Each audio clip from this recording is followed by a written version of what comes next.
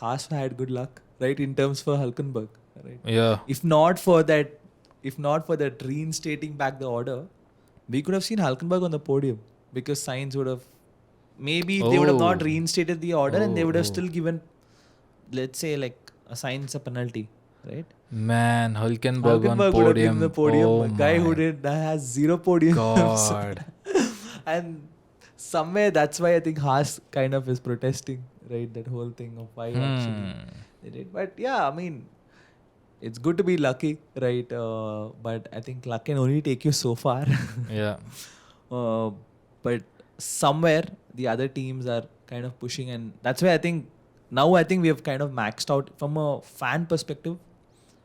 I think we have hit the ceiling limit in terms of this whole red flag drama. Anything above this will start dropping.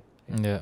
The minute we start seeing races with 2 red flags and all, people will be like, dude, Yeah. I'm not doing this. Yeah, actually, imagine for a new fan, okay, who would have just started seeing F1 this year.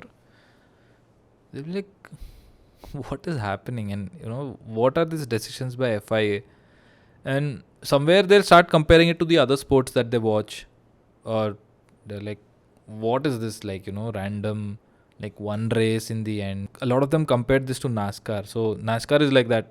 Suddenly race will be quiet and like one lap and all cars will be out, like crashed out. Is it? Yeah. NASCAR is like mental.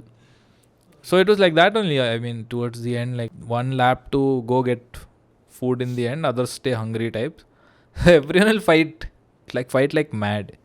A result of this whole red flag incident, Mm-hmm. right, is the outcome of it, I feel, is FIA actually interfering in a lot of these matters, right? And by FIA I mean stewards also, right? Because you see the last race when the whole back and forth was going on whether Alonso actually got 3rd place or no, right?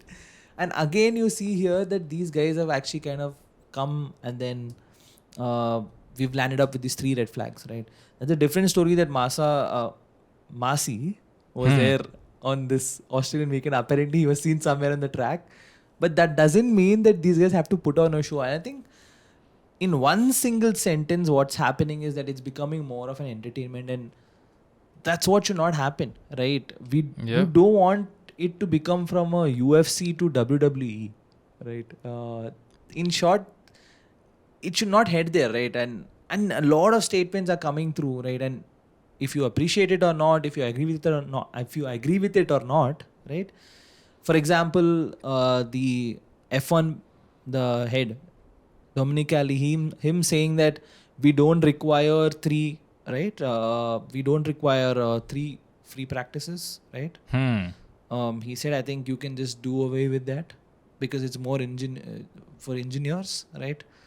So a lot of these statements coming and him saying that we can actually do 30 to 32 races, right? There is a calendar for that. So I think the overall trend is that we are actually going towards entertainment, right? And somewhere the idea of F1 was, the niche idea of F1 was like the whole physics and the machine aspect of it, right?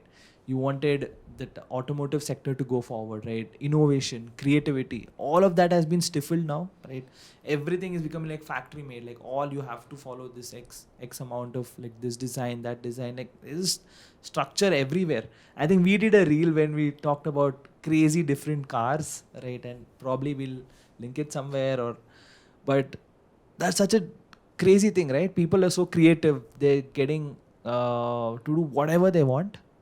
But this whole red flag thing is brought about that whole thing of FIA interfering every single place, right? And then determining the result, right? And it's not racing anymore. It's becoming that stewards' decisions are determining results.